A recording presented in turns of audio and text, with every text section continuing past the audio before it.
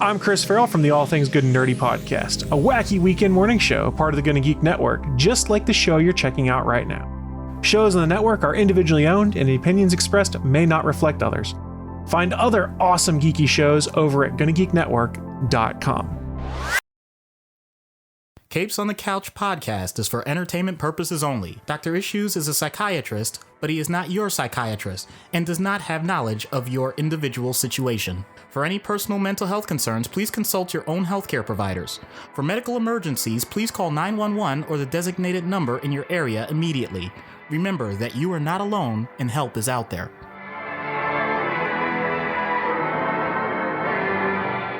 Hello and welcome to Capes on the Couch, where comics get counseling. I'm Anthony Sitko. And I'm Dr. Issues. This is another Creators on the Couch episode.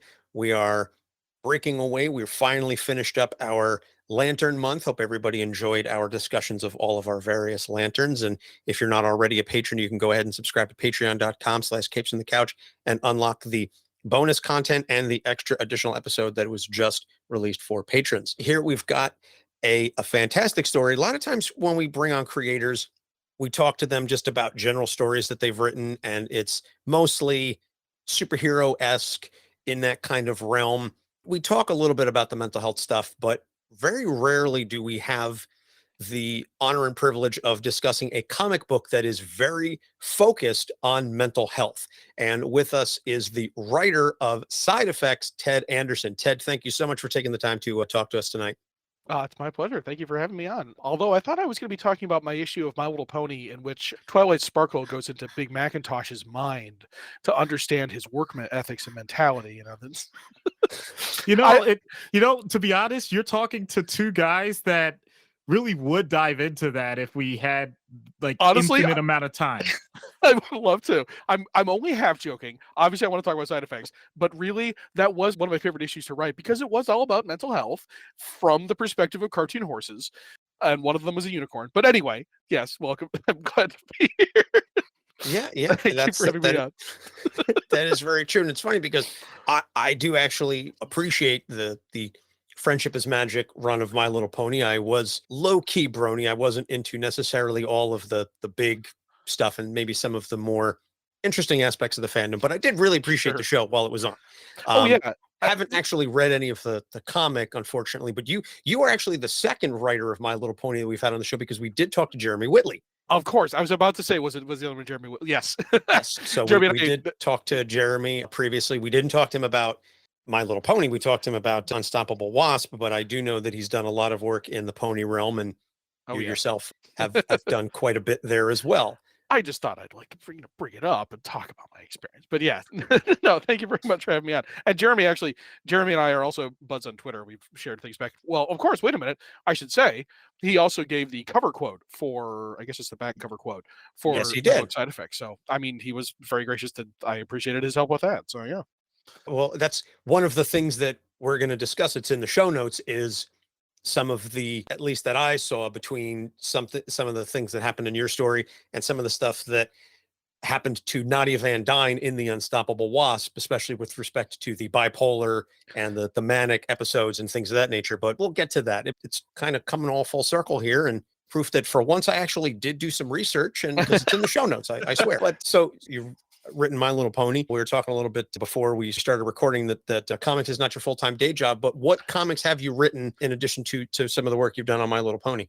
Okay, so yeah, My Little Pony was my first professional work. I then also had two series come out from Aftershock, one called Moth and Whisper and the other called Orphan Age, both of which actually, I mean, they kind of have a psychological edge to them in that they're about people with various kinds of traumas having to deal with them, but not as mental health focused as some of the other stuff. But then my actual first original graphic novel was from Lerner Publishing. That was a book called The Spy Who Raised Me.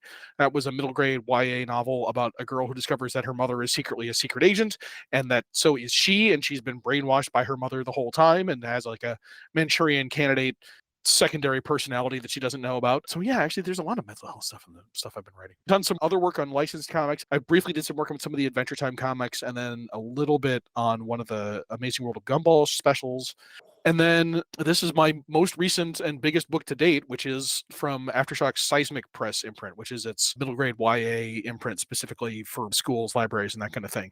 And it's a book I've wanted to do for quite some time. It's a little bit inspired by my own experiences, which is a weird thing to say about a book with superpowers, but we'll get to that. But it's a book that spoke to something that I've experienced, and I wanted to try and bring out and talk about it in a way that was seen through the fantastic veil of comics, but about reality in a broader sense. So Yeah, that's great. And I have to say that Aftershock, as a publisher in general, I've read some of the stuff that's come out of there. I confess I haven't read some of the other titles that you've mentioned, but I will definitely be picking them up because I have found that for, you know, one of the non-big two, or even I would say, because you've got Marvel and DC, and then right below that, I would say, you know, disrespect to the publishers, but you've got like IDW and Dark Horse and things of that nature. But for a smaller publisher, Aftershock has really been doing some incredible work, and they have been releasing some fantastic stories lately. I'm trying to remember one of the other books I read that was from Aftershock. Was it Hell is a Squared Circle? I think was Aftershock. yes, it was. Yes, That it was. is. That was. Yes, it is. I know, and I know this because Anthony gave me a freaking copy of it. Well, because we're trying to get that creator on for a crossover with another podcast as well. But like I said, it just seems like the OGNs that I've picked up from Aftershock as of late have been solid. So I don't know if it's just that they're attracting the particular talent and assembling these creative teams, or just from an editorial perspective that they're saying like these are the kinds of stories that we're looking to tell to fill in the gaps that are, I don't want to say ignored or neglected by the big two or some of the bigger publishers, but maybe wouldn't be as flashy, whatever. But there is some solid stuff coming out from Aftershock as of late. They're definitely one of my favorite studios over the past like 2 years. Oh yeah, no, absolutely. It's been great to work with. I'm really happy I've been able to publish with them because they've always been interested in the ideas I bring them, and they always have interesting ways of bringing them out and making them shine in a cool way. I mean, this book in particular, this was going to be another potential like 5 or 6 issue miniseries, but then eventually the idea was, well, it's close enough to YA, and it basically is YA. So let's put it out in this slightly different format and see what the idea is and see what the market thinks of it, because it would fit in. I would love to see it fitting into colleges and universities, using it as a way to talk about mental health for incoming students. I should say, I'm not trying to position myself as somebody who knows a whole lot about, I don't have I don't have any sort of mental health degree or background. I just am somebody who's gone to therapy a bit. But after I wrote this, I'm like, this might be a thing that could be used for such purposes. If you were inclined to find a book for your incoming freshman to read, hey, maybe, you never know. You absolutely could do a college course on utilizing the intersection of comic books and mental health, just from a psychological perspective, the depictions of various disorders and things of that nature in graphic media. I mean, in media in general, absolutely, you could do an entire curriculum on it, and that's kind of one of the reasons why we do this show. Oh yeah, I have a personal theory that comics are one of the best possible ways, or one of the best possible media to depict graphic medicine, well, memoirs in general, but specifically medicine or medical memoirs, because because it's produced by usually just a single person, which means you get their unfiltered experience of what it's like to live with a particular condition or having undergone a particular trauma or experience. Everything it's seen as though it's third person. You're seeing this person usually interacting with the rest of the world, but you can never forget that you're seeing it still through their eyes. And so you get works like, what's the name of it? Marbles by, I am blanking on her name, but it's a woman who discovered that she had bipolar disorder and made that into the focus of the book she was working. Julia K. Oh my God, I'm gonna kick myself for not knowing this name at the top of my head. But also, we'll include it in the show notes. Of course. And then there was a smaller publisher, a book called Barking out of the UK that was really great. That was just about a woman's dealing with depression. I mean, and then of course you have things like Epileptic or God, a dozen graphic medicine memoirs. You throw a dart at the shelf in your local Barnes and Nobles and you're going to find a memoir dealing with medical issues. But I mean, there's something about comics as a medium that makes it really, I think, effective to tell those stories that are at once both intensely personal and can be universal in understanding how these symptoms would apply to you or to anyone else. So yeah, I think comics are uniquely positioned in being able to depict that. And as such, it's a great way to talk about how we experience our symptoms, whatever those symptoms are. Very well stated. So you mentioned a little bit that this was a story that you wanted to tell that was personal to you, and you referenced that in the afterword, sort of like, why did I write this story and things of that nature, and how you used this as, I don't want to say catharsis, but just to be able to express some of that stuff. How long have you been, I guess, kind of plotting and thinking about the story in your head? That's a really good question. If I were more dedicated, I could probably find out, because I know the specific inspiration for what made me think of this premise. So the premise of the book, I should just explain for people who haven't read it. The premise of the book is it's about Hannah, who's a first-year student in college. She starts exhibiting symptoms of anxiety and depression. She goes to campus mental health services. She starts therapy. She starts medication. Some of those medications give her side effects, and some of those side effects include superpowers. So she's able to shoot lightning out of her fingers, or she's able to read people's minds, or turn into an astral ghost form, or that kind of stuff. And the specific inspiration for it was I've since my first year of college, or no, since my third year of college, since my college days, I've been on various types of psychotropic medication, including, and most recently I've been on, it's a particular class of medication. I don't remember which one it is, but it's one of the ones where one of the known symptoms is, or side effects is, if you miss a dose, or if you're withdrawing from it, you get electric shocks. You get electric shocks. Yes. And that was the thing. I noticed this whenever I accidentally missed a day or whatever. There's a very specific type of headache you get. And I looked it up, and I discovered that the term for this was brain zaps. And SNRIs, that's the category. SNRIs, serotonin and norepinephrine reuptake inhibitors. Yes. Yeah. And I was kind of glad to find out that, everybody else is experiencing these same things. It was normal. I was a little bit disappointed to find out that the medical community could only come up with the phrase brain zaps for this, because it was the Calvin and Hobbes strip where he was looking up the Big Bang theory, and he's like, and they couldn't come up with a better name for it. If I were in charge, I'd call it the horrendous space kablooey. And I wish that there was a better or cooler name for it, but that was the inspiration, because then I'm like, at the very least, it should give me the ability to do actual electric zaps, and then, you can make a comic about that. So it's been a few years. It was definitely inspired by my time in the therapy trenches, in the mental health trenches, which started in college and probably should have started sooner. But the specific inspiration would have been a few years ago. I don't actually know. And it kind of just, it sprung full formed out of there, was the idea of what if your medications gave you superpowers? Because I also realized that inherently pushed back on a trope that I really, really despise, which is whenever in a movie or book or whatever, a character goes on medication and it kills their personality, or it makes them so they can't feel anything, or they can't do the thing they love. And it's, oh, suffering me, I can't take my meds because it'll kill the artist in me. I really hate that trope. I really hate any depictions along those lines where it's about yeah, the medications may make you feel better, but then you're not a person anymore. I hate that. I hate that so much. And this book ended up being a sort of natural counterpoint to that argument. I mean, it's fantastic and it's silly and it's, it's genrefied, but that's the counterpoint to it, is yeah, that might happen, but meds also may give you strengths that you didn't know you had in the first place. So yeah, it's, if I had to put a date on it, I don't know, 4 or 5 years ago, I remember talking to my editor, Christina Harrington, at Chicago Comic-Con just before COVID, maybe the year before COVID. So that gives you something of a timeline. But yeah, 4 years before, 5 years, something like that. Yeah, it's something I've wanted to do for a while. I can't give a better date for it than that, but it's something that's always been in my head. All right. Well, I wasn't looking for specific date and time. Okay, it's September 16th at 8:37. The inspiration struck, and I was immediately put pen to paper.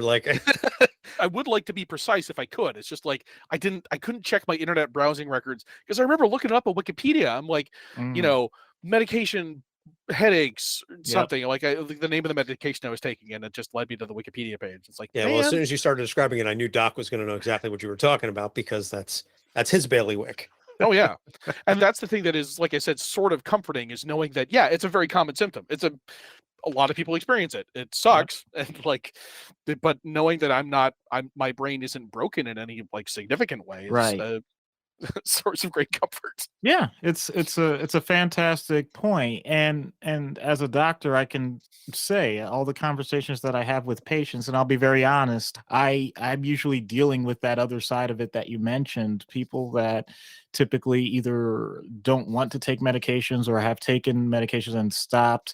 And in my case, since I work in a hospital full time, it's like, okay, but this is kind of the result. So, Yeah. maybe we ought to go a different direction, So And yeah. I mean, I should be clear that like this is still largely based on my own experiences. This is based on experiences with medication for, I don't want to say simple conditions, but anxiety and depression are relatively sort of understood conditions that have known side effects and known effects.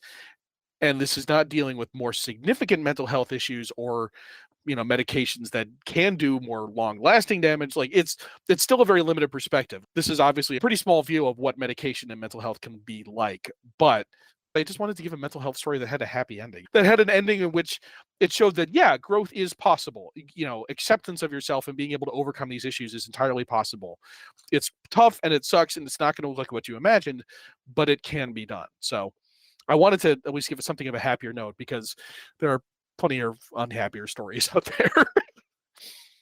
Absolutely. And we've all had our fair share of experiences with, so Hannah, obviously the main character, the POV character, the one who is undergoing all these changes. She is, I guess, the closest thing to an author avatar in this. I guess one of the questions I had is what made you create Hannah as opposed to something that was a little more straightforward author avatar-ish then? That is a good question. The majority of protagonists I come up with are women. I mean, I don't know if that's left over from, again, having worked on My Little Pony, where I could do entire storylines in which I didn't have a male character on the page. But I mean, joking aside, like I do tend to default to having a female protagonist. And I don't really know why that is. I mean, in parts, there's elements of Hannah that are.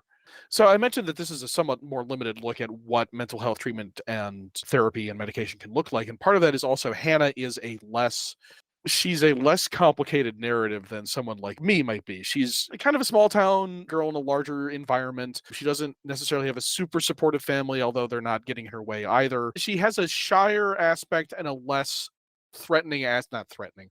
She has a shyer and less outgoing aspect than even I did, even when I was at my worst, as you might say.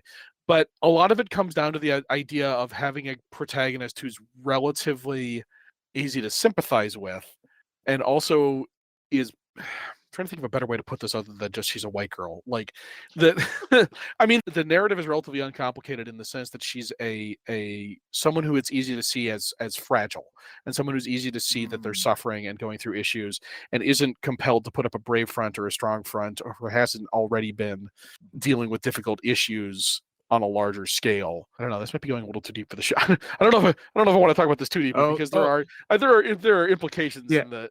I hear you. This show deals with that tightrope all the time, and so we have definitely crossed back and forth on that line. So anything that you've said, I guarantee you, we have gone way deeper. So don't worry.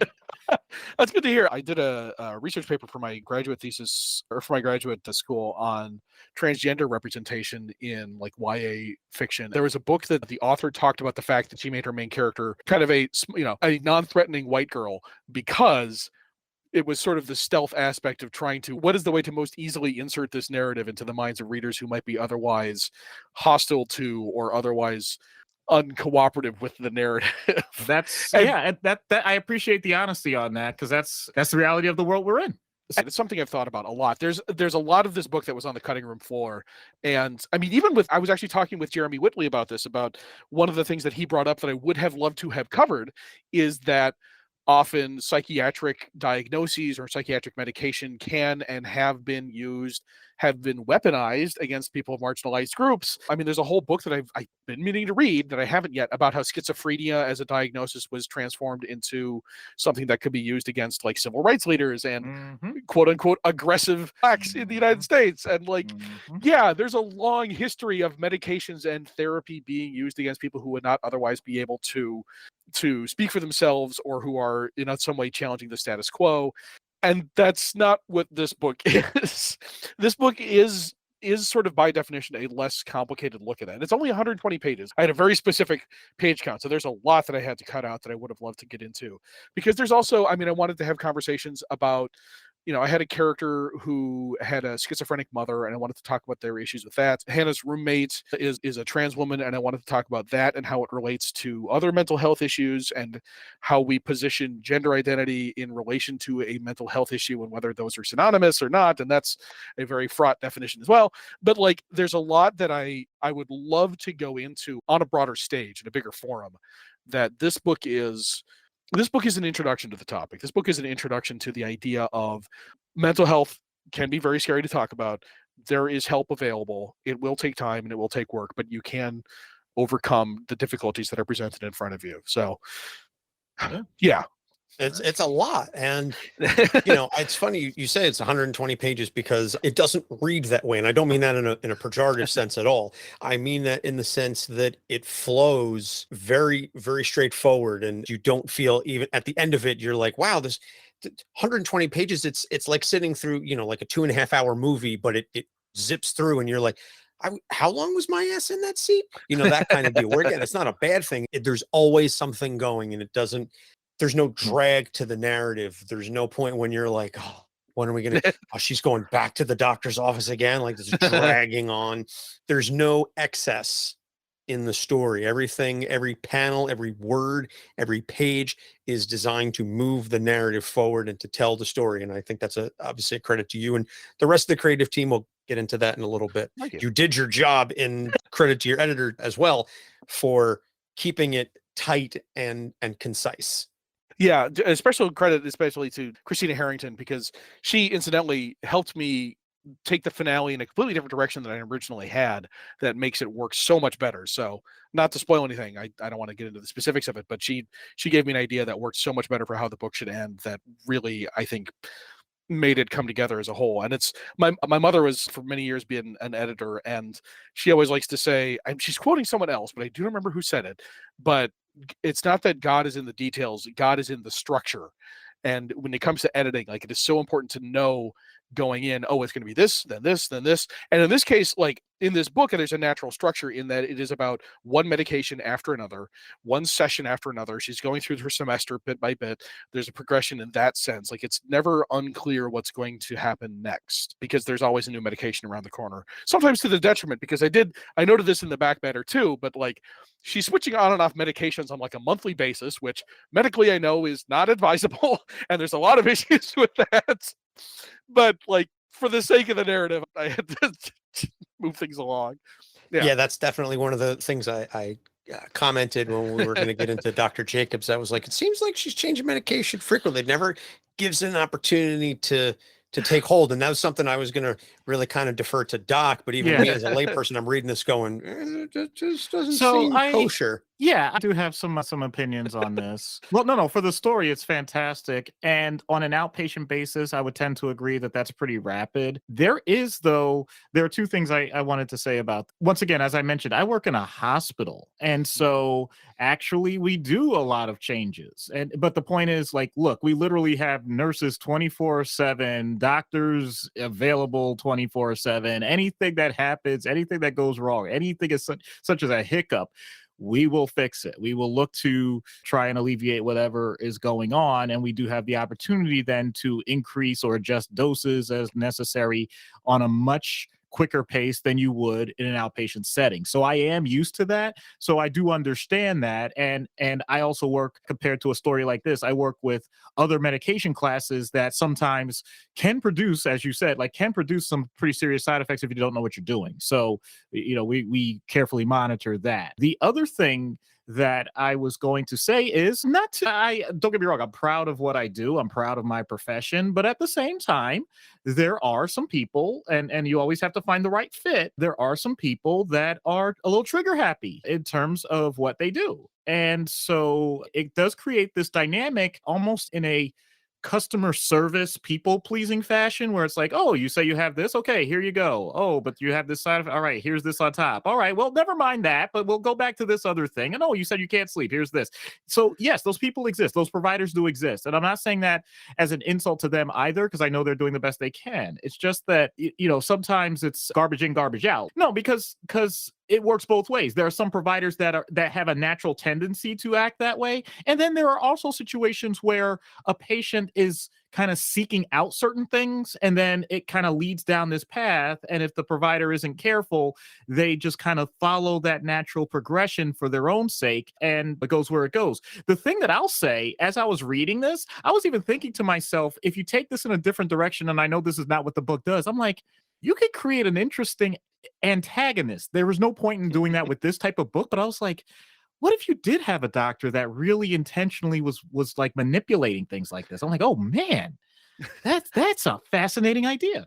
I was actually wondering, I've been thinking of, like, knowing that I was coming on the show made me think of, like, oh man, what comic book psychiatrists can I think, or therapists, or any other mental health providers? And like, the only two I could think of off the top of my head was like Doc Samson.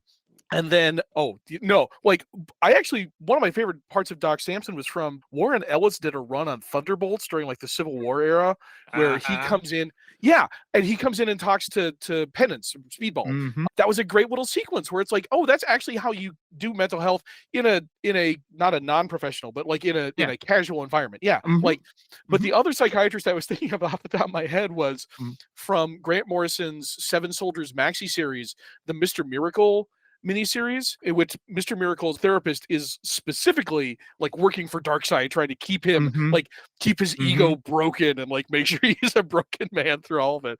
Like there's not a lot of good psychiatrists out there in comics, at least. I mean, that's no, you're right. You're right. One of the other, I do want to also give a shout out to one of the other good depictions that I can think of from pop culture, which was I watched most of the seasons of HBO series In Treatment with Gabriel Byrne, and then they absolutely. We used. I'm going to go ahead and I'll just say it. We actually used parts of those episodes during my residency training. Yes, I watched that, and then I also read there was a blog at the time of somebody who was going through each episode talking about like, well, sometimes it was as simple as like the setup of the space. Like I would have separate entrances and exits, or like I would maybe not have these objects visible or whatever. But like that show was really a fascinating look at not only how do you do mental health treatment, but also how do you depict it in a way that's interesting, which is a whole separate set of issues. But like, that wasn't exactly an inspiration. I didn't look at a specific character from that, but just the idea of how these characters interact for half an hour, and then how do you show that and make it interesting was that was a really powerful inspiration. So anyway, so just want to give a shout out to one of my favorites. I had not watched that show, but seems like Doc is very, very aware of that, and I'll have to go back and reread that Thunderbolts run then, because it's mixed overall, but like that specific, like there's 2 or 3 issues where Doc Samson shows up, and he also gets to punch some villains in the face, which is always fun. So you gotta have some punching, at least when it comes to Doc Samson. I think at one point Doc's like he was going to have a blog or something like that called like Doc Samson is right. Or... Doc Samson is always right. It was, I mean, obviously it was a play on it because there were plenty of things I disagreed with him about, but it was just this idea, like, if you're going to be a psychiatrist in comics, like go ahead and kick ass. Yeah. You're going to have to at some point, if considering your clients. Yeah. Exactly. I mean, we get into that on the show on the regular. One of the other things that I liked in this book was the depiction of Hannah and dealing with her powers. And I mean, this may have just been my own personal interpretation, but I feel like the book kind of very much plays with the idea of, are the powers real or in her head? And I definitely got that vibe that sometimes we were meant to think maybe this is just kind of how she's envisioning these things going. There are definitely things that happen where there's another person involved in the computer lab, the zapping and stuff like that. But there were other times where I felt like from a depiction standpoint, maybe it was, I don't want to say it was completely fictional, but may have been like unreliable narrator syndrome, where like we're seeing this from her perspective, but maybe it's not exactly as she's envisioning it. And I didn't know how much of that was intentional, if that was just my own interpretation after years of reading Moon Knight, where there was always a question, is Khonshu real? Is he not? Who knows? I kind of always wanted it to be real. Sorry to immediately. No, and that's fine. You're like the word of God here. So if you're telling me I'm completely wrong, then so be it. I'm trying to think if I ever seriously consider the alternative, because I like the idea of genuinely having to deal with alterations to your physical state, to how you interact with people physically, to how you're moving around in the world as part of getting better. Is just understanding more. Oh, I don't like being in large crowds. In this case, because I'm telepathic, or like I don't like being in small confined spaces. In this case, because I have electric shocks. But those are elements of mental health treatment. But I wanted to maintain a relatively light tone, because again, I wanted this to be something with a happy ending. And part of that was ensuring that there was never a question of, well, is she, and this is not how we should phrase things, of course, but is she crazy? Right. Is she imagining this whole thing? Is it all right? Yeah, and again, I know that's not the proper psychological term. I should back off of it, but I didn't ever want it to be a question of like, is Hannah experiencing unreality? Because that would impart a darker cast over the whole book. It would make it a different kind of book that would make it a little more, not sinister exactly, but it would be a different approach that this book just was not sort of equipped for. So I liked having it be real, and I wanted it to sort of be never questioned. Like this is something else I talked about several times, is that even though it's real, I never, and this is sort of a spoiler in the sense that it's a non-spoiler, but there's no actual explanation for why this is happening, for why she's getting these side effects. There's no like, oh, it's a sinister conspiracy, or oh, the pharmacy is accidentally putting toxic waste at these things. No, it just happens to her, and that's something she has to deal with, because that kind of keeps it on the level of just, well, this is another thing I have to deal with. In addition to being so depressed I can't get out of bed, I also occasionally astrally project and so forth. Like, I wanted it to just be kind of unquestioned, and it happens, and you just gotta figure it out, and it's just another damn thing you gotta deal with.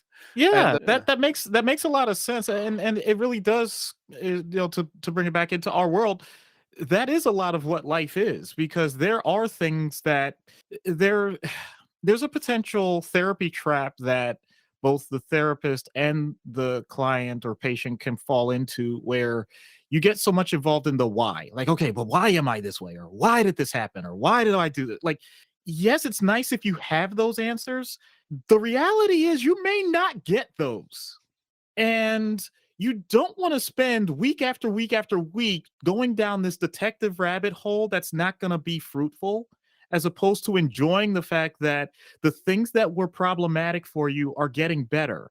Can you focus on the moments that are clearly working for you, the things that are working for you, and that you want to continue to work for you, and do that? Or do you want to go on along this red herring path that says like, but if you never know exactly when that trauma happened in this moment, and all of that, obviously that can be very important. And I know for certain conditions and certain things, it is important to talk about those things. I'm not saying they're not important. I'm saying that especially once they're happening and you're dealing with the things in the moment, it's like, all right, cool, be there, be grateful for what it is now, as opposed to just dwelling in all that other stuff. I didn't quite think of it in those terms, but like that idea that it doesn't much matter why it's happening, it just matters how you're dealing with it, is something that I think it really informed how I was doing this, because there's a constant refrain in this book of like, characters are always asking, are you okay? Hannah asks this, somebody asks this of Hannah asks this of somebody else. It's like one of the first things said in the book, and it's one of the last things said in the book. It was important because, I mean, that's the most basic element of therapy, is that talk element of, what are you feeling? Are you feeling okay? Whatever okay looks like at the moment, whatever okay looks like for you. And just being able to talk about it is always like that first step. And so I wanted it to be, from minute one and throughout the book, that's the question that's going through all of this. Are you okay? And then the various answers that you get, and sometimes non-answers. But yeah, that like, yeah, the why doesn't matter. It's the what are you doing with it, and how are you dealing with it is, yeah. Oh, that's good. I really liked that statement, though, that are you okay? And okay is different for everybody. And I think that is such an important thing. And that's obviously one of the things that we discuss on the show, is comparison is not going to help you get better. Doc says all the time, comparison is the thief of joy. And it's true, because we tend to get so caught up especially with social media now, and everybody's making all these posts, and then you see all these posts and, oh my gosh, somebody went on vacation and they got, however many 100 likes, and this person is doing this and that person's doing that. And here I am being just slob and a bump on a log and a waste of space and yada, yada. And you create all these negative thoughts. And we say all the time on the show that we compare our behind the scenes stuff to everybody's highlight reel. And that's not how it works. And that's not how it should be. And so I really appreciate you driving that home and saying, that, okay, what constitutes okay is different for every person. And it's going to be different for you on a given day, that what is okay one day may not always necessarily be okay another day. Yeah. Another thing that I also appreciated with Hannah, especially, it's not too much of a spoiler, over the grand text of the story, but when she's getting ready to take that first medication and she takes it and she's like, it just immediately transforms and I'm cured. This is great. Everything is wonderful. And like you sort of create this glossy narrative that this medication is going to solve everything. That's how I felt when I first took Adderall, because of my ADHD. And the very first day I took it, I texted a couple people, and I believe I texted Doc as well. And I was like, I feel like a god right now, because it gave me such this clarity of focus. And I was like, I had never had that before for decades. And all of a sudden it was just like, So I just, on a personal level, I absolutely appreciated that insert of that short little sequence, those 5-6 panels, whatever it is, before then she comes crashing back down to reality, and she's like, well, all right, now whatever, I'm just gonna go take it. But just that acknowledgement, because I think that's such a relatable thing for any of us who have taken medication for mental disorders or even sought treatment, that you view it as this magic elixir that is just going to all of a sudden snap its fingers and cure you, quote unquote, or fix you. Yeah. And that is in no way, shape, or form any semblance of reality. But I do appreciate that from a fantastical perspective, you included that, because I was like, okay, I feel seen here. Yeah. Well, and it's also, I love being on Tumblr, which is another sign of mental illness. That was a joke, but there's a post that floats around Tumblr every now and then where somebody's saying something like, oh my God, I just started ADHD medication. They did do a list of all the things that just changed about me. And then they just reblog it and immediately say, oh my God, I'm actually making a list. That's how much this has changed me. And so, yeah, with some medications, especially with ADHD medication, I know that can really, in like almost overnight, completely change you. That experience is closer to reality, I know. But I wanted to address right off the bat, like both of those misconceptions about medication, because like what happens immediately after that Imagine spot is that Hannah then imagines all the color leaching out of her and being turned into a conformist robot who has to walk in lockstep with all the others, and having all the joy sucked out of her. And like those are the two polar opposite imagination perceptions of what medication is going to do to you, and neither one is terribly realistic. Yeah, but like I said, did appreciate that. I'm cured. Hey, everyone! Now I'm a fully functioning member of society. Hey, look at me! I've got all my stuff together, and I'm good to go. And yada yada. Hey, I'm yeah, that's right. I'm proud of the line. Cool I got the column and equipoise of a bomb disposal technician. I was proud of that line. Yes, that was. I was like, okay, I appreciate that. I feel seen. Someone else gets this. So let's pivot then from Hannah a little bit. Let's talk about Dr. Jacobs. Dr. Jacobs is such a put upon professional, and full credit to Tara and Dave, the artists here, for just the depiction of her and her facial expressions, and just the world weary, okay, it's time for another semester. All right, what are you dealing with? And again, not in a derogatory or a dismissive sense. Like, you can tell she's absolutely written as this compassionate character, but at the same time, there is a level of experience there, and just a sense of, okay, I've seen this.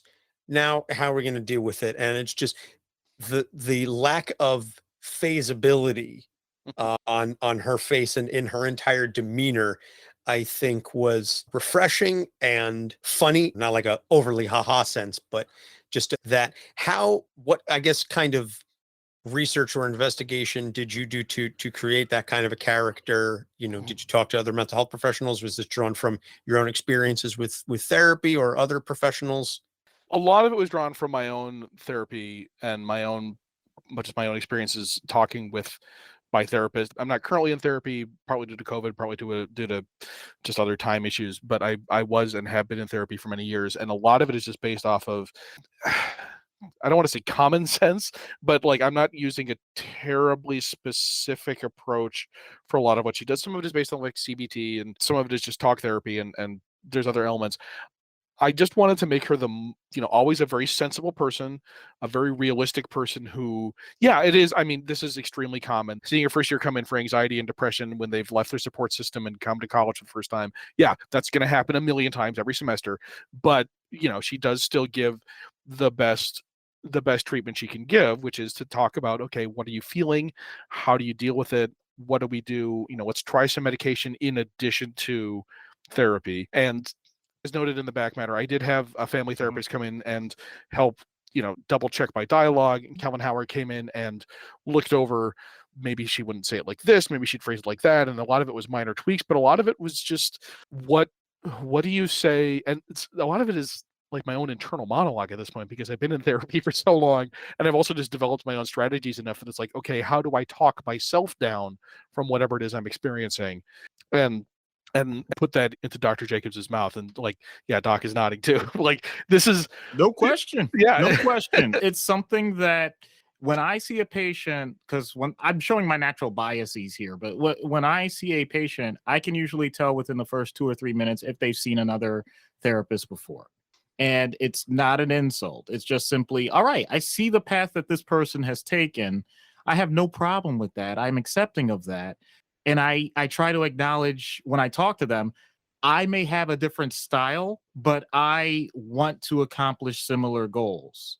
And as long as we can understand that, then yeah, the words may be a little different, or the way I paraphrase things may be a little different. But I'd like to think that most therapists aren't saying anything that any person within the past 5 centuries hasn't said about the human condition.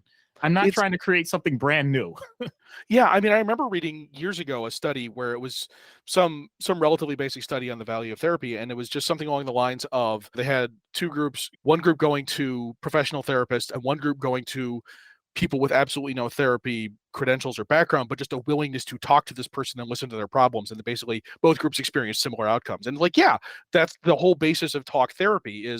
That's why venting feels good. That's why this level of just talking about your feelings can be helpful. And yeah, sometimes there are conditions that require different approaches, and there are people with different backgrounds that have different, there's a lot of possibilities, absolutely. But like in this sense, like, yeah, I just want to make her sort of the most reasonable person in there, and always kind of have a calm demeanor. You mentioned Tara, and I do absolutely want to give a massive shout out to Tara. I was so happy when they told me that she was coming on the book, because I didn't pitch this with an artist. And when they told me they were approaching Tara, I was like, oh my God, I love her. Because I'd seen her stuff before. She's done a lot of really great books. She did a book called Roots about her. That was a memoir about going to find her family history in Ireland. She did a book just recently called Fly by Night that came out, I want to say a few months ago. I'm not totally sure about that. But like, her stuff I'd seen before, and I knew that she would do a really great job at depicting college students in distress. No, that's like, I love her style. I love the fluidity of it. I love how she can draw people at various levels of distress and show their emotional balance in different stages, and get it so clearly across. And so, yeah, her design for Dr. Jacobs, I think, like her first design she showed me, I'm like, yeah, that's perfect straight off. Let's go with that. And I think, I'm trying to remember, I'm pretty sure like halfway through, there's a reference to the fact that like Dr. Jacobs has been moved into a smaller office. Yeah. And part of that is just because I wanted us to change up the layout of the office. And I realized I'd been describing it wrongly the whole way through. Like, I wanted her to be literally on a couch and not have a desk between her and Dr. Jacobs, because I mean, furniture is just one part of how you arrange the therapeutic experience, but like, I wanted that to be a contrast with when she goes in to meet the dean, there is this gigantic desk. He's got this mahogany monstrosity between the two of them. And so I wanted that to be changed up, and it was kind of too late to redraw the earlier pages. So we just put in another panel or two, like, oh yeah, you changed offices now. And it's like, yeah. But it does speak to, again, the fact that mental health isn't always well treated by universities, which, God, that was another issue I was going to put in earlier on when I was researching topics, was like, there have been a lot of major universities that have not treated students who require mental health services with the greatest of respect. There's a lawsuit going right now with Yale, where like, Yeah, I probably shouldn't comment on it too much, but everything I read about it seems pretty not good. But like, not every university has the same kind of resources and the same kind of treatment. And this is again, Side Effects as a book is a little more lighthearted than it would need to be to actually go into those questions. But in the real world, it's not always as easy as Dr. Jacob. Yeah, I wanted her to be just sort of my ideal therapist if I ever went back to therapy. And this is the result. So, yeah. And the cat's eye glasses were essential. No, I don't know. I like the cat's eye glasses. They're in a little detail. Yeah, she's a fantastic member of the supporting cast. Another solid supportive character is Hannah's roommate. Marcy, is that the name, or Marcy is the other student. Ella is her. Ella is the roommate. Okay, and Ella. I was realizing she had a different name at the start of the book, and then I realized, wait, shoot, that was the name of this other character in a different thing I wrote, and I'm like, crap, I came up with a different name, and Ella was kind of the first thing I settled on, and then I realized eventually, like, oh wait, that's really kind of phonetically similar to Hannah. I'm going to mix those up at some point, but by then it was too late. So whatever. So it's Ella. It probably could be something else, but yeah, Ella is another character that I would have loved to have given so much more page space to, because she's an important factor in this. Because I mean, obviously she's the person who first finds Hannah in distress and knows enough to kind of get her the help she needs, but also it's not stated as explicitly in the text as I'd like it to be. She's transgender. She's got a little trans flag pin, and it's obliquely referenced in some of her dialogue. I had a scene where that was explicitly confirmed, but I had to cut that for pacing reasons. But that's somebody who has gone through clearly mental health issues of her own, mental health and other issues, and has come out on the other side with a better sense of self and self-worth and self-help. And I wanted her perspective to be in there as much as I could. Again, like 120 pages, there's a lot I would love to cover as well, but Ella at least gets to show off some of that in the early part of the book, being this helpful voice, the person who gives her the first step, who pushes her towards the office and offers to carry her in fireman style if she needs to. But that can be the most important part of it sometimes. I mean, in my case, the thing that inspired me to finally go into therapy was talking to my mother when I was in my third year of college, and I don't even remember if it was a specific thing or if there was I don't know, I was just feeling down or whatever it was, but I remember talking to my mother, and she sort of offhandedly mentioned having gone to therapy or taking meds, and that was something I didn't know about her, despite being a college student at that point. I didn't know this. And I'm like, oh, and I'm very similar to my mother in a lot of ways, in like temperament and just sort of how our brains work. So I wonder if I should be doing this too. And so then it turns out, hey, yeah, I probably should. But yeah, like having that one person there to come in and say, hey, you should maybe think about this, and push you as much as you are able to handle, is an important part of any mental health journey. So yeah, Ella deserves more space than I was able to give her, but that's a different conversation. Yeah, definitely friendlier than pretty much any roommate I had in college. My roommate, by the way, I just want to say, perfectly lovely guy. I'm still Facebook friends with him. We'd never talked in the room. We were fine. We never had any issues, like never had any problems of like, oh crap, your stuff's taking up the room. We just kind of never had a reason to like talk at all. So as someone who has lived his life, and I say this actually with a wife and kid, but has lived much of his life almost as a lone wolf, it was amazing how close I ended up with my college roommate, to the point that he is also a psychiatrist. That was not the original plan. We did not go to med school at the exact same time, even though we originally were on the same track. He actually went a different way and then ultimately came to it. And I mean, don't get me wrong, I'll just call him out. Thanks for the Patreon subscription. We've shouted him out before. It's not new.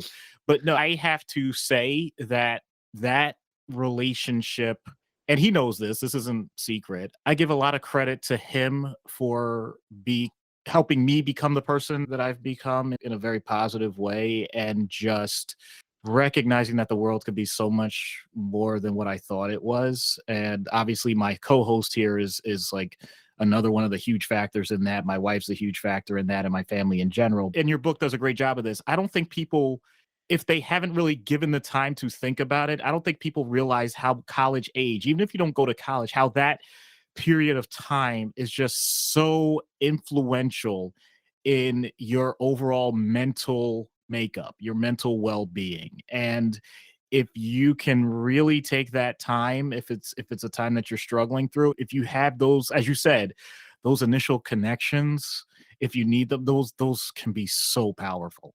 Yeah. I talked about like losing the support network of like home and friends and family from your wherever you're from, and then going to college. If you then can find a support network there, if you find the people around you, because again, it's not just Ella, it's also her boss and then also other people she meets, obviously then the girlfriend that she meets along the way. But like Hannah being able to develop a support network of her own is another significant milestone and another really important step on that mental health journey in the book, because humans don't live alone. You got to have somebody around. You got to live with somebody that you didn't choose for a while in order to really get the full human experience. Amen to that. And like I said, I say almost any roommate, because my one roommate, Nick, awesome dude, still good friends with him. Still, I still play hockey with him. So I don't want to just say all my roommates. One of them over the course of 4 years was solid. The rest, give some qualifications. No, I understand. yeah. So let's talk about Iz then, because I really appreciated, that she was very clearly depicted with her own baggage. Spoiler alert, if you haven't read the book, by the way, for maybe the next 5 or so minutes, if we talk about Iz, because Iz's own, sorry, I didn't mean to step on you there. I just wanted to throw that out. No, Iz kind of is kind of like a walking spoiler in a sense. And that's why I'm trying not to give too many spoilers. I'm just saying she has her own baggage. Yeah. But I do appreciate how she was kind of fleshed out as very much her own character. And it wasn't just, oh, she's the love interest or the romantic target, so to speak, that she's very much written as a full character with her own stuff. And so I definitely appreciated that. What were some of the things that you had when you were writing Iz? So I wanted Iz had to be there from the beginning, because I knew that I wanted a lot of sort of the slice of life complications. You have your professors, you have your classes, you have your friendships, you have your relationships, you have your developing relationship.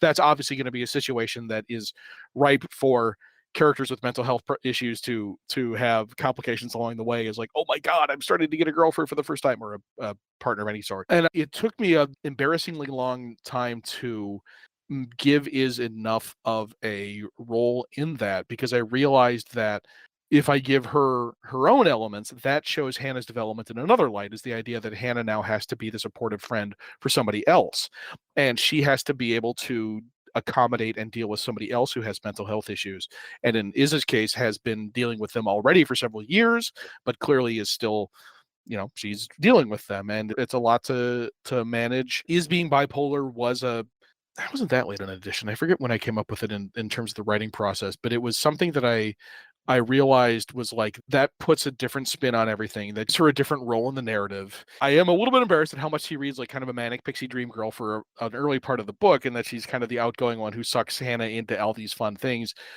But if she's bipolar, that actually gives a slightly different reading on her actions and how she's perceived by all the other characters. And so I wanted to give her as deep a reading as I could. The focus is still obviously on Hannah, but I wanted to make sure that Iz's struggles and issues got their own time in the spotlight, and that it wasn't just a one-off thing that can be dealt with and over and done. And this is also where I started getting into territory that I didn't have personal experience of, because like I said, so much of this was based on my own experience of working with a therapist and my own anxiety and depression issues. Bipolar disorder is not something I have any personal knowledge of. I don't have any family members or relatives. So I did as much as possible to research. I had sensitivity readers. I had a very extensive read through by a bipolar reader, and they gave me some very helpful feedback on that. And it was something where I realized, by stepping out of my comfort zone and including a character like this, it broadens the view of, yeah, mental health really does come in a lot of different flavors. Mental illness comes in a lot of different flavors, and how we deal with it everybody's experience with it is different. So yeah, is ended up being a really good challenge to the narrative in a positive way. And that's a weird way to put it, but like she ended up making the narrative branch off in ways that I didn't expect from the beginning, and also giving Hannah some depth and showing that Hannah really is growing as a person and able to find solutions to problems she never imagined facing. Yeah. Spoiler over, by the way, for coming back from the no. Well, it's funny because while we're still, I suppose, talking about the spoiler alert, that the manic episode that she has towards the climax of the story did kind of remind me to go back. We were talking about Jeremy Whitley earlier. It did remind me of Nadia's in the Unstoppable Wasp. This, oh, I can do this, and then I started with this, I can fix everything. And, definitely needs to be like kind of reined in and saying, hey, whoa, let's just dial it back. I'm glad you're feeling fantastic, but let's try and limit the scope of where it is that you want to go. So I thought that was kind of interesting artistic parallel between those two characters. And like I said, given that, we'd previously spoken to Jeremy, and then obviously the fact that the two of you are, friendly with each other, you both worked on My Little Pony. I was just like, oh, okay, that's cool that at least, whether it's intentional or not, I saw those kind of parallels between, Iz and Nadia.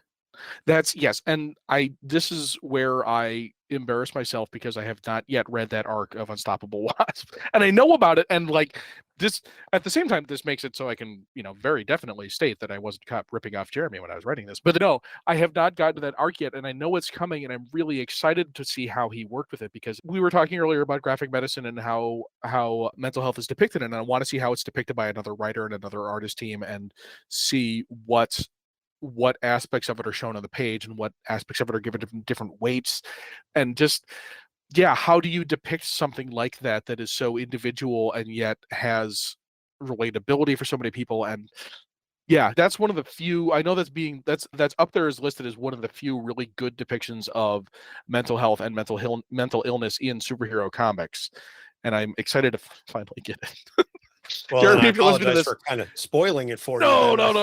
I know that's the thing of it. I knew it was already coming up, and like when I was researching bipolar issues and bipolar comics, I even realized like, oh yeah, I should read that, and then I kind of never did. But Jeremy, if you're listening, I'm so sorry about this.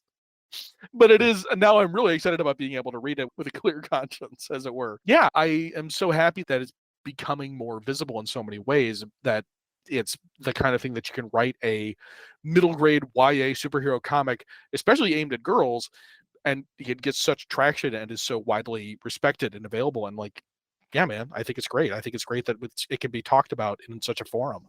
Definitely. So some of the situations in school that Hannah decides to utilize her powers for, what were some of the, I guess, the inspirations for some of the obstacles? I'm again trying not to spoil too much, but was it a situation where you thought of the scenario and then what would be a good power to use that for, or did you come up with the power first and then say, how can I express the power in a particular scenario? I'm just trying to figure, chicken or egg kind of deal. No, I get you. I definitely came up with a list of powers and side effects first, and I came up with more than were used in the book. I literally just made up a list of like what are common side effects that people experience on psychotropic medications, looking at both my own experiences and just like lists that people have said, and like then thinking, oh yeah, so what is something that might be paired with, for example, weight gain? And it's like, well, then there's a superpower of invulnerability or near invulnerability, whatever. And just sort of picking a power that seemed to work, aside from the one that I started with, which was of course the headaches and the brain zaps. And from there, I mean, knowing that I wanted to start with the brain zaps as the first one, because that seemed like a pretty obvious way to start with. And then once I had the plot nailed down, it kind of just came together relatively naturally, and realizing it's going to be advantageous to show Hannah having a power in this scene that leads her to this particular realization or epiphany of like, this is what this person is experiencing, or this is what I'm experiencing at this moment, and this is how the power helps or doesn't or whatever. I'm being very vague about this. It kind of fell into, because there were really, I mean, there's only 4 powers shown in the comic, and again, I have so many more. And knowing already that the beginning and the end kind of anchored what I was doing with those 2, the middle 2 got to be a little bit more fluid of like, oh, I've got a scene where I want to have this happening. It's like, oh yeah, if Hannah goes on a date with Iz, then it would be kind of funny if we had this power being used here, the telepathy power, because then we could show her reading Iz's mind and get into that element of it. So yeah, it kind of fell into place a little bit pretty easily, I think, knowing the powers going in and then being like, well, what works best here? All right. I give a lot of credit to the creativity in all of it, but also the agency that it allows for a character like that to have, because the massive transitions that happen throughout this book for Hannah, it's not just the powers themselves, it's that it goes from the idea of being helpless to literally being helpful. Just the idea that, as you said, it all starts with "Are you okay?" And the idea that when I first saw like the cover of it, and I'm looking at the back, it says Hannah doesn't want to be a hero; she just wants to be well. And I'll say this in a very positive light. When I first heard the premise of this book, as Anthony introduced it to me, what I was kind of fearful of was it really would go literally like she takes medication, she becomes this superhero, and now she's out on all these superhero adventures doing these things. I'm like, I'm not sure I want to read that. And the fact that it doesn't go that way and it's much more slice of life, just, yes, she makes a difference, but she makes a difference the same way that we all can make a difference. That is what makes this book even more powerful. So I really do appreciate that. Thank you very much for saying that. That was always my intention, was I wanted to make sure I mean, the slice of life stuff was just, I didn't want to go too big. Trying to do full on superhero action would have made this a very different book. I just wanted it to be a story about, this is what it's like to slowly get better with some fun superpower nonsense thrown in the bits of it. The original finale did have more of or trying to be a sort of superhero-ish, not even conflict. It was trying to be an actual superhero as opposed to what happens, which is more in the line with just trying to be a person who helps another, which, well, that's actually a pretty fine line there. Anyway, my point is, what it could have been more like being a superhero as opposed to what it is, which is more in line with just being a slice of life comic. And I'm so happy with how that turned out, because it keeps the focus on the reality of, sometimes you deal with stuff and sometimes you get better at it and sometimes you just kind of forget about it, and it happens. Things change, life happens, and all you can do is adapt to it as best you can. Very well stated. So last, you kind of mentioned that Tara was kind of, I guess, assigned to you on the book. Was that the same situation for Dave as well? Yes, Dave was a well-known letterer who was pulled in on. I think he was a guy who's worked with Aftershock before. I'm embarrassed to say I don't know much about his situation. This is the power of the curse of a letterer, is that if you do your job well as a letterer, nobody thinks about you, because it works perfectly. But he did an amazing job with it. There's a lot of little minor effects and subtle effects of just like shouts and speech balloons shaped oddly, or like weird alien writing in parts where Hannah is having difficulty concentrating and can't understand people, and a sequence where is having a manic episode and her words sort of burst out of the balloon in specific ways. Those are all elements that Dave brought to it that work really well. I wish I had more to say about him other than he's a really good letterer. I wish I knew more about it. I gotta talk with Dave. Dave, if you're listening to this, we'll take on sometime. But it is one of those things where he was, as far as I know, he's just been working with Aftershock for a while as a freelancer for a while, and is clearly a very talented dude, man. I believe the logo was done by somebody else. The front cover logo, which is meant to look like a pill container, that was done by, I'm completely blanking on his name. I do not remember who it was. But that was something where I always knew I wanted it to do something that had a relation to medication, and so that's what we came up with, was the pill container with the different letters on each one. So Definitely, fits thematically. Oh, yeah. And I'm glad you appreciate Dave, because I always say lettering is kind of, I understand your point that yes, if you do it right, it's kind of forgotten, but bad lettering, I always notice if it's done poorly, it Yes. definitely does jump out at me. And if it's done right, it adds a great deal to the story, that it just, especially I'll say like non-standard speech bubbles. Yeah, that can do a lot. Things of that nature, where it's a character that has a particular speech style, or through the lettering, you get a feel for their voice, their actual voice. And if it's done right through the lettering, it tells a powerful story. I was just telling Doc the other day, we were talking about Atrocitus, we're talking about children's stuff, and how there's a particular moment there where the lettering shifts. It's a slight thing, but it shifts, and it says so much about the character. And I was just like, credit to Jeff Johns, who wrote it, obviously, but the lettering as well. So yeah, lettering is underrated, I would say, as far as its contribution to the page. If it's done really great, it kind of just, it fits in with the art, especially when the artist and the letterer are working in sync like that. So full credit to Tara and Dave collectively for their work, and really fleshing out the story, because otherwise you could have just written a prose novel and that would have been it. I mean, that is one of the things a couple of people have asked. So I was able to, Aftershock flew me out to the American Library Association conference in the summer of 2022 with advanced reader copies of this book, which was fantastic. Again, as a librarian, I got to meet all these other librarians around the country and show off this book, and everyone was like, "Oh my God, I love mental health stuff. It's what we need right now." And a couple of people asked me sort of about like why a graphic novel as opposed to anything else. And I mean, probably it's just because at this point I'm so used to working in comics, I have trouble thinking in anything else. But it's also like having the visual elements of it makes it so possible to do really deeply genre and yet relatable stuff. I'm trying to think of the best way to phrase this. Like it's in the way that you heighten the emotional tension of the scene, you get across very quickly exactly what a character's feeling or exactly how they're experiencing it. I mean, again, like we were talking about earlier with graphic medicine, you're never able to forget that you're seeing a situation through somebody's eyes, through their perspective. Not literally, but in the sense that like everything is being colored by their drawing pen or pencil or whatever they're using. You know what I mean? And so everything is being shaped by the perceptions of this character, which means that it has to be shaped by the artist, and those visual elements can help reinforce those ideas all the way through. And I just like having people shooting lightning out their fingers. Like that's what comics are for, man. Hell yeah, that's the fun and joy of reading them. So we're going to start wrapping things up. What are you working on next?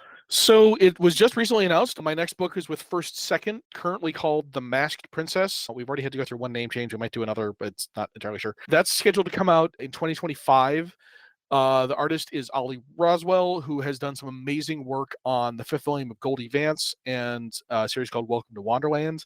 I'm really excited about that. That's a book about gender identity and fandom and viral fame. I'm literally just wrapping up the script, the second draft of the script, like this weekend before school starts again, because oof boy, that's going to really eat at my time. And I am so excited for that one. When you get to see it in like 2 years, you'll know what I'm talking about. Apart from that, I have a whole lot of things in the works. None of them I can talk about yet, but I am really hopeful about all of them being able to pop up soon. But yeah, in a couple of years, look for The Masked Princess. Otherwise, Side Effects in stores now, and of course, all the My Little Pony books available back issue 4. I do like leading with that because it's such a ridiculous way to talk about my career and just like where I've come from and where I'm going. And the fact that I started my comics career working on one of the highest profile books at the time was such a weird, man, it was a weird situation. 2012 was a weird time for all of us. Or was it 2012 or 2013? Oh boy, I can't even remember. Anyway. Well, looking forward to that then, and we'll bring you back on the show then in 2025. I didn't even know that they were planning comic books out that far in advance. It was going to be 2024, but I got a little bit behind on the script. It really was due to me not quite having things ready in time to start up the drawing before this other thing. And yeah, 2025 early on. Like we literally just started January 2023, and you're saying, "Oh, this is not going to come out for 2 years." I'm like, how long does it take to? Yeah, well, I mean, it's 200 at current writing. It's like 250 something pages, 240 something pages. Oh, okay. Yeah, well, this is when I really get to stretch my wings and go really long. Okay. Yeah, exactly. So is this OGN or is this a mini or limited or? This is going to be a YA graphic novel. Yeah, 240-ish pages at most recent thing. Like I said, it's about fandom. It's about a kid in high school who discovers that they're going to be making an animated series out of a comic book series that he loved as a kid. And it's sort of an homage to things like She-Ra, or especially comic series like Amethyst Princess of Gemworld, or like A Distant Soil, which is one of my great favorites. But it's also about gender identity and going virally famous and just fandom in general and identity and issues and thinking you're the main character when you're clearly not. And yeah, I'm really looking forward to getting it on shelves. Nice. All right. Well, we will definitely, bring you back on in 2 years if we're still doing the show. Fingers crossed we will be. But so Ted, where can folks find you online, social media, websites, whatever the case may be? Excellent question. Thank you for reminding me. For the moment, I'm on Twitter, as everyone is currently, balancing the knife's edge, at Tedley Anderson, TEDLYANDERSON. I'm more active on Tumblr at the same username, Tedley Anderson. I should have a website up in the final stages of finally getting all that nonsense together. Hopefully, if I've got everything registered properly, that should also be tedleyanderson.com. Don't go there just yet.